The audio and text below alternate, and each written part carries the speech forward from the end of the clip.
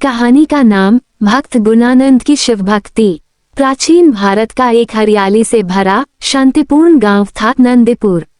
ये गांव न तो अत्यधिक समृद्ध था और न ही अत्यंत निर्धन। यहाँ के लोग सीधे सादे, धार्मिक और परिश्रमी थे।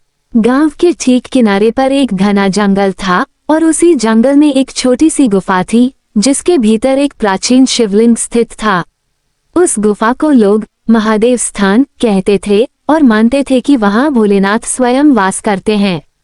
एक निर्धन ब्राह्मण परिवार में एक पुत्र जन्मा। पिता का नाम भवसार और माता का नाम अनसुया था। पुत्र को नाम दिया गया गुणानंद। जैसे ही वह जन्मा, घर में गरीबी और कठिनाइयों की लहर और गहरी हो गई, लेकिन माता पिता का मानना था कि यह बच्चा एक दिन भाग्य बदलेगा।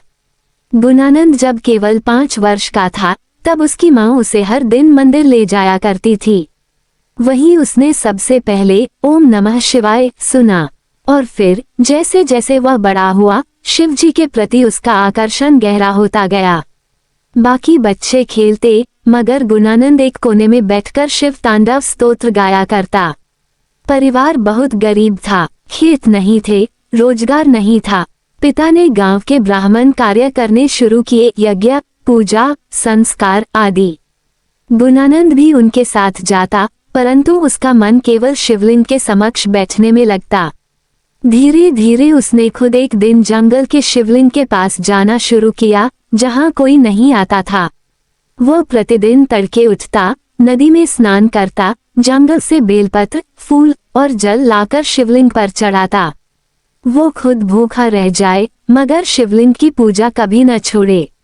गांव वाले हंसते थे, ये लड़का क्या पागल है, भूखा रहकर पत्थर पर जल चढ़ा रहा है। लेकिन गुणानंद का उत्तर होता, ये पत्थर नहीं, स्वयं शिव हैं। मैं नहीं जानता कब वो मेरी सुनेंगे, लेकिन मैं तब तक उन्हें पुकारता रहूंगा। वर्षों तक गुणानंद अपनी भक्ति में लीन रहा। उसकी आयु अब 16 वर्ष के आसपास हो चली थी। गांव नंदीपुर पहले की भांति शांत था, परंतु प्रकृति की चाल ने अचानक करवट ली। एक वर्ष जब बारिश का मौसम आया, तब बादल केवल गड़गड़ाए लेकिन बरसे नहीं। खेत सूख गए, तालाबों का पानी घटने लगा और लोग घबरा उठे। ये कैसा समय है, धरती सूख रही है, पेड़ मुरझा रहे हैं। लोगों में अफवाह फैलने लगी कि यह अकाल किसी पाप के कारण आया है। आने वाले महीनों में नंदीपुर में घोर अकाल पड़ा। फसलें नष्ट हो गईं, कुएं सूखने लगे और अनाज इतना महंगा हो गया कि केवल धनवान ही उसे खरीद सकते थे। निर्धनों के लिए ये दिन प्रतिदिन का संघर्ष बन गया। गुणानंद का परिवार पहले से ही गरीब था। अब वे केवल सूखी रोटियां या कभी कभी केवल जल पीकर दिन बिताते। मगर गुणानंद की शिव भक्ति में कमी नहीं आई। हर दिन वह जैसे पहले करता था, वैसे ही जंगल जाता, नदी से जल लाता और शिवलिंग पर अर्पित करता। एक दिन ऐसा भी आया जब गांव की नदी भी सूख गई। अब गुणानंद के पास जल चढ़ाने का कोई साधन नहीं था। उस दिन वो गुफा में शिवलिंग के समक्ष बैठा और बोला, आज आपके लिए जल नहीं ला सका, न मैं बेलपत्र ला सका, न कोई फूल, केवल मेरी भक्ति है, कृपया इसे ही स्वीकार कीजिए। वो वही बैठा रहा तब तक जब तक उसकी धोती पसीने से भीग नहीं गई। फिर उसने वही भीगी धोती निचोड़कर उसका जल शिवलिंग पर चढ़ा दिया। ये घटना त्रिलोक में गूंज गई। कैलाश पर्वत पर शिवजी ध्यान में थे, तभी उनकी आंखें खुलीं। शिवजी ने अपने त्रिनेत्र से देखा एक निर्धन बालक जो भूखा है, थका है, मगर फिर भी बिना शिकायत, बिना स्वार्थ के भक्ति कर रहा है। पार्वती माँ ने पूछा, प्रभु कौन है ये बालक जिसने आपको विचलित किया? शिव बोले, वो मेरा प्रिय है गुणानंद। आज उसने मुझे जल नहीं, अपना प्राण प्रसाद चढ़ाया है। अब उसका जीवन बदलना चाहिए। शिवजी ने एक साधु का रूप धारण किया और नंदीपुर पहुँचे। वे गांव में घूमते घूमते गुणानंद के घर पहुँचे। गुणानंद ने साधु को प्रणाम किया और भोजन के लिए आमंत्रित किया। माँ अनसुया बोली, बेटा घर में तो कुछ भी नहीं है। गुणानंद मुस्कुराया, माँ यही सेवा है, भूखे को कुछ नहीं भी दो, वो भी पुण्य है। फिर उसने खुद भूखे रहकर साधु को अपने हिस्से की सूखी रोटी दे दी। साधु भगवान शिव मुस्कुराए और बोले, वत्स, तुझे क्या चाहिए? गुणानंद बोला, बस प्रभु, मेरी भक्ति बनी रहे, मुझे आप चाहिए और कुछ नहीं। शिवजी अब प्रकट हो गए अपने महादेव रूप में। पूरे गांव में प्रकाश फैल गया। शिव बोले, गुणानंद, तेरी भक्ति ने मुझे बांध लिया। तूने बिना जल, बिना फूल, बिना दिखावे के केवल प्रेम से मुझे पूजा। मैं तुझे वरदान देता हूँ, तेरा नाम युगों युगों तक चलेगा। तेरा जीवन अब धन, सम्मान और सुख से भरा रहेगा। तेरी भक्ति के कारण ये गांव फिर से हरा भरा होगा। गुणानंद ने आंखें मूंद कर प्रणाम किया। उसी क्षण आकाश में मेघ घिर आए और मूसलाधार वर्षा हुई। खेतों में हरियाली लौट आई। अब गांव के लोग, जो पहले गुणानंद को पागल कहते थे, उसके चरणों में झुक गए। वे बोले, हमने तुझे नहीं समझा, तू ही सच्चा भक्त है। गुणानंद ने मुस्कुराकर कहा, भक्ति दिखावे से नहीं होती, वह प्रेम से होती है। शिवजी भोलानाथ हैं, वो भाव के भूखे हैं, भोग के नहीं। जब नंदीपुर गांव में शिवजी प्रकट हुए और वरदान देकर लौटे, तब वह चमत्कारी घटना केवल गांव तक सीमित नहीं रही। आसपास के गांवों और नगरों में ये चर्चा फैल गई कि एक निर्धन बालक की भक्ति से शिवजी स्वयं प्रकट हुए। उस समय का शक्तिशाली राज्य था सुधारण्य राज्य, जिसके राजा थे धर्मवीर सिंह, एक धर्मात्मा और न्यायप्रिय शासक। राजा के राजगुरु ने कुछ समय पहले संन्यास ले लिया था और अब राजा एक नए आध्यात्मिक मार्गदर्शक की खोज कर रहे थे। जब राजा को गुणानंद की कथा सुनाई गई, तो उन्होंने तुरंत अपने रथों को भेजा। एक दिन नंदीपुर गांव में राजा के दूत और सैनिक आए। वे भव्य वस्त्रों में थे और उनके साथ हाथी और घोड़े भी थे। गांव वाले भयभीत हो उठे, राजा के लोग क्यों आए हैं? गुणानंद बाहर निकला और राजदूत को प्रणाम किया। राजदूत ने कहा, आप गुणानंद हैं? जी, राजा धर्मवीर सिंह ने आपको अपने राजगुरु के रूप में आमंत्रित किया है। ये सुनकर गांव स्तब्ध रह गया।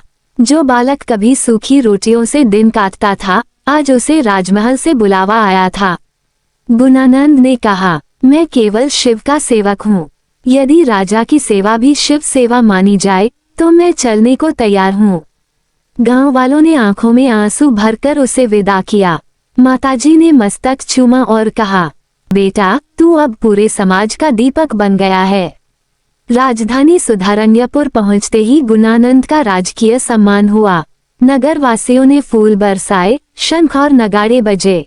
राजा ने स्वयं राजसभा में उनका स्वागत किया और सोने के सिंहासन पर बैठने का आग्रह किया। गुणानंद ने हाथ जोड़कर कहा, मुझे सिंहासन नहीं चाहिए, मुझे केवल शिव के चरण चाहिए। राजा ने उनकी सादगी देखकर मन ही मन कहा, यही है सच्चा ज्ञानी, यही है सच्चा गुरु। अब गुणानंद पूरे राज्य के धार्मिक निर्णयों का केंद्र बने। हर यज्ञ, हर पर्व, हर नीति गुणानंद के परामर्श से होता। लेकिन उन्होंने कभी विलास नहीं अपनाया। वही सादा वस्त्र, वही नियम और प्रतिदिन गुफा में जाकर शिवलिंग की पूजा। उन्होंने एक विशाल शिव मंदिर का निर्माण करवाया और उसमें उसी पुराने गुफा के शिवलिंग को प्रतिष्ठित किया। उन्होंने कहा, मेरे शिव यहाँ विराजमान रहेंगे और यहाँ जो भी सच्चे मन से उनकी पूजा करेगा, उसे भोलेनाथ दर्शन देंगे। धीरे धीरे वह मंदिर शिव भक्तों की तीर्थस्थली बन गया। हर महाशिवरात्रि को वहाँ विशेष अनुष्ठान, रुद्राभिषेक और दीपयज्ञ होता। लाखों श्रद्धालु वहां आकर ओम नमः शिवाय का जाप करते। गुणानंद अब महायोगी गुणानंद कहलाए, लेकिन उनके हृदय में अभी भी वही बालक छुपा था जो एक दिन बेलपत्र लाकर शिवलिंग पर चढ़ाया करता था। एक रात शिवजी पुनः स्वप्न में प्रकट हुए और बोले, वत्स, तूने मेरी महिमा को जन जन तक पहुंचाया। तेरे माध्यम से अब मुझे लाखों लोग पुकारते हैं। तेरा जीवन सफल है। गुणानंद ने हाथ जोड़कर कहा, प्रभु, मैं तो केवल माध्यम हूँ, आप ही कारण हैं, आप ही फल। जब एक ब्राह्मण ने उनसे पूछा, आप इतने बड़े हो गए हैं, राजा तक आपके चरण छूते हैं, क्या आप अभिमान नहीं करते? गुणानंद बोले, जब मेरा हृदय शिव के चरणों में बसा है, तो उसमें अभिमान के लिए कोई स्थान नहीं बचता। गुणानंद अब वृद्ध हो चले थे। उनके बाल श्वेत हो गए थे शरीर कमजोर लेकिन मन उतना ही स्थिर और तेजस्वी था जितना उस दिन जब उन्होंने शिवलिंग पर पसीने से निचोड़ा जल चढ़ाया था। अब वे अधिकतर समय शिव मंदिर के गर्भगृह में ध्यानस्थ रहते और केवल विशेष अवसरों पर बाहर आते। वे युवाओं को ध्यान, तप और निष्काम भक्ति की शिक्षा देते और कहते, सच्ची भक्ति वह है जो दिखावे से नहीं, भीतर के प्रेम से उपजे। एक रात उन्हें स्वप्न आया। शिवजी प्रकट हुए और बोले, वत्स गुणानंद, अब तेरा समय पूर्ण हुआ। तूने संसार को भक्ति की ज्योति दी, अब तू हमारे धाम में विश्राम पा। गुणानंद ने विनती की, प्रभु यदि आप चाहें तो मैं इस पृथ्वी पर और शिव भक्तों को मार्ग दिखाता रहूं। शिवजी बोले, तेरी कथा ही अब युगों तक लोगों को रास्ता दिखाएगी। गुणानंद ने अपने अंतिम दिन में एक विशाल साधना महायज्ञ का आयोजन करवाया। हजारों लोग आए। उन्होंने अपने अंतिम प्रवचन में कहा, शिव भक्ति कोई व्यापार नहीं है। शिव को न सोने से प्रसन्नता मिलती है, न चांदी से। वे केवल सच्चे प्रेम और समर्पण से प्रसन्न होते हैं। उन्होंने सबको एक ही वचन दिया, हर दिन अपने भीतर के शिव को पहचानो। बाहर के मंदिर तभी सार्थक हैं जब भीतर का शिव जागृत हो। अंततः वह दिन आया। गुणानंद ने स्वयं अपने शिष्यों को बुलाया और कहा, अब मैं समाधि में जा रहा हूँ। इस शरीर का अंत नहीं बल्कि नए जीवन की शुरुआत है। मैं यहीं रहूंगा, शिव मंदिर में, हर उस भक्त के पास जो सच्चे मन से शिव को पुकारेगा। फिर वे शिवलिंग के सामने बैठ गए, नेत्र मूंद लिए और ओम नमः शिवाय का जाप करते करते जीवित समाधि में लीन हो गए। जैसे ही उनकी सांस थमी, आकाश से सफेद पुष्पों की वर्षा हुई। पूरा मंदिर सुगंधित हो उठा। शिवलिंग पर स्वयं शिवजी की छाया प्रकट हुई और उनके चरणों में एक दीपक स्वयं जल उठा जो वर्षों तक बुझा नहीं। राजा धर्मवीर ने घोषणा की, यह मंदिर अब गुणानंद महाशिवधाम कहलाएगा। ये केवल एक मंदिर नहीं बल्कि भक्ति की जीवित परंपरा का केंद्र होगा। समय बीतता गया, युग बदले, राजा चले गए, नगर उजड़ते बसते रहे, लेकिन गुणानंद की समाधि और उनका मंदिर आज भी उसी स्थान पर है। हर वर्ष महाशिवरात्रि पर वहां लाखों श्रद्धालु आते हैं। वहां आज भी कहा जाता है कि जो सच्चे मन से वहां शिव का नाम ले, गुणानंद उसकी पुकार शिव तक पहुंचाते हैं। शिव के लिए भक्ति, भाव और सच्चाई सबसे बड़ी अर्पणा है। गुणानंद ने ये सिद्ध किया कि धर्म केवल कर्मकांड नहीं, आत्मा की पुकार है। शिव कोई कठिन देवता नहीं, वे तो भोले हैं जो केवल प्रेम से प्रसन्न हो जाते हैं। गुणानंद की वाणी अंतिम संदेश, जब तुम्हारे पास कुछ न हो तो मन दो, जब जल न हो तो अश्रु दो, जब शब्द न हो तो मौन दो, परंतु शिव को कभी भूलो मत। वे वही हैं जो तुम्हारे मौन को भी पुकार समझते हैं। इस प्रकार गुणानंद की यह गाथा न केवल एक भक्त की कथा है बल्कि यह संदेश है कि सच्ची भक्ति भव्यता नहीं मांगती, वो केवल समर्पण मांगती है।